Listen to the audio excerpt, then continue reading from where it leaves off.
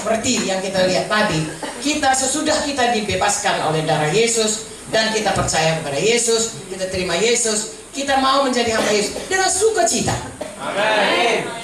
Dengan sukarela. Amin. Dengan ucapan syukur. Amin. Dengan tidak terpaksa. Amin. Tetapi dengan berkata, Tuhan, karena Engkau sudah mengasihi aku lebih dulu, aku mau mengasihi. Amin. Kadang-kadang kita lupa, saudaraku, ya, seperti saya katakan tadi, Tuhan sebenarnya menciptakan kita sangat baik. Ya, hanya dosa yang membuat kita jatuh dalam kutuk dosa itu, saudaraku. Itu yang kita lihat, penyakit, kemiskinan dan lain sebagainya, ya, terikat dengan bebas, narkoba dan sebagainya. Itu dosa semua dan kutuk dosa. Dan bagaimana kita, saudaraku, satu dengan yang lain tidak bisa bersahati. Kain dengan Abel, dia membunuh adiknya. Kemudian, saudaraku, kita lihat lagi sampai akhirnya Tuhan Yesus datang dan Tuhan Yesus berkata, Yohanes 3:16, begitu besar kasih Allah kepada bumi ini, ya, Dia memberikan anak yang tunggal Tuhan Yesus untuk menebus kita, supaya barang siapa yang percaya tidak binasa, beroleh hidup yang kekal. Nah, siapa yang beroleh hidup kekal, hidupnya itu bebas dari kutuk dosa, bebas daripada perhambaan dosa, menjadi milik Tuhan, anak Tuhan, warga negara sorga, dan dia punya, ya, seperti hamba yang dibebaskan tadi, dia punya tugas di bumi ini. Sebab kalau misalnya hanya bebas dari dosa saja, bebaskan dari perhambaan dosa, begitu kita terima Yesus, ya kita diangkat saja ke sorga, mati saja, ya. Ngapain kita di bumi ini? Ada tugas kita di bumi ini. Seperti hamba yang dibebaskan tadi, dia siap untuk melayani tuannya dengan sukacita. Kita juga siap untuk menyambut maksud Tuhan. Untuk apa kita di bumi ini? Dengan singkat saya katakan sebagai cerita yang pertama tadi, Tuhan menciptakan kita segambar dengan Dia. Tuhan menciptakan kita berkuasa di bumi ini. Dan satu lagi, Tuhan berkata kita mesti memenuhi bumi, beranak pinak. Secara badani, tapi terutama secara rohani. Kenapa saya katakan secara rohani? Karena sebenarnya Tuhan, Dia tidak mau rencananya gagal. Ya, kalau kita rencana kita gagal, kita bikin rencana B. Kalau nggak bisa B, C. Tuhan, ya Tuhan yang berkuasa, tidak pernah berubah, kasihnya kekal, kuasanya kekal selamanya. Jadi Dia merencanakan Taman Eden, manusia tidak berdosa, dan Dia datang ke Taman Eden bersekutu dengan manusia. Dan Tuhan pulihkan itu di dalam Yerusalem baru. Amin. Jadi antara kejadian 1, kejadian 2, Tuhan menghendaki manusia tinggal bersama Dia di Taman Eden, sampai Wahyu buku terakhir 21-22, Tuhan kembali membuat Yerusalem baru, di mana manusia yang sudah ditebus kemudian dibangkitkan kembali seperti Tuhan Yesus, segambar dengan Tuhan, dan kemudian tinggal di kota di mana tidak ada lagi dosa, karena setan sudah dicampakkan ke dalam lautan api selama-lamanya, dan Tuhan tinggal di situ. Nah, saudara baca Wahyu 21, Wahyu 22. Itu saya baca sedikit saja, ya.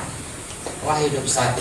Saya dan saudara sekarang ada di antara Eden dan Yerusalem baru. Dan untuk itu saya dan saudara harus melayani Tuhan dengan sukacita. Ada rencana Tuhan bagi hidup kita yang kekal, dan kita melaksanakannya dengan sukacita. Haleluya. Langit baru dan bumi baru, Wahyu 21.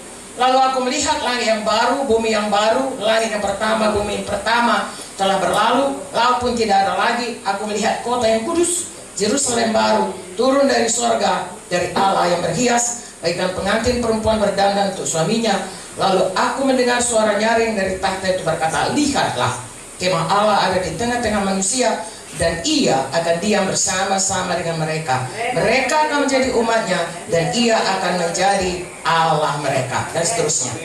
Jadi Yerusalem baru, ya, seperti Taman Eden yang diciptakan Tuhan, tetapi dirusak oleh dosa.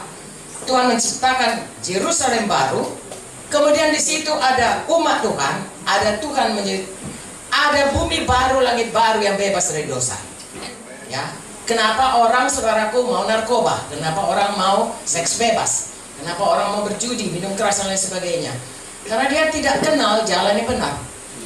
Semua manusia merindukan sesuatu yang membuat dia bahagia, karena memang diciptakan untuk bahagia.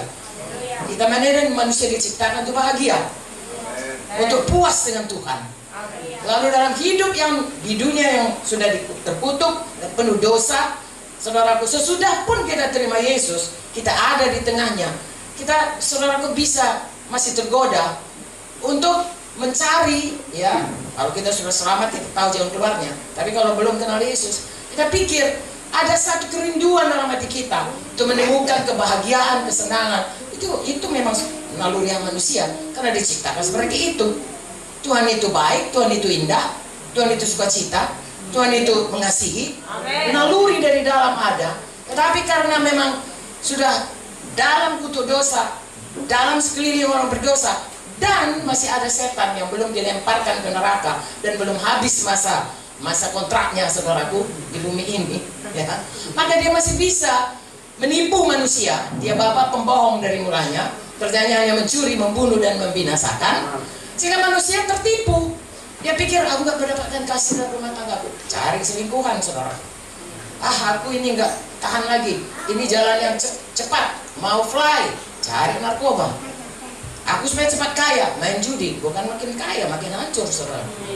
Nah, satu-satunya jalan keluar kembali lagi, itu perbudakan dosa yang memang terjadi pada waktu manusia memilih untuk mendengarkan apa kata setan. Tapi satu-satunya lagi jalannya, Yesus datang membebaskan kita. Amin. Dan sesudah kita bebas, mari ikut dia dengan sukacita. Mari layani dia. Amin. Sesuai dengan apa yang dikehendaki dalam hidup kita. Amin. Saudaraku, Tuhan berkata kita mau diciptakan segambar dengan dia. Saya dan saudara harus berubah tiap hari. Amin. Saya dan saudara bisa seperti Adam dan Hawa, masih terus bisa, ya, memilih. Mau memilih Tuhan atau mau memilih setan, mau memilih hidup benar atau mau memilih hidup berdosa, mau patuh pada firman atau mau melanggar firman. Kita yang memilih. Tapi bedanya kalau kita belum punya Yesus, kita nggak punya seperti budak tadi, nggak punya kemampuan. Tapi kalau kita sudah dibebaskan oleh Yesus, ada Roh Kudus dalam kita yang berkata, jangan anakku, jangan, ikut Yesus, jangan matikan itu. Amin, saudaraku. Ada firman Tuhan, jangan matikan. Dan ada pendeta saudara, ada abang-abang rohani saudara, ya, yang akan memberi nasihat.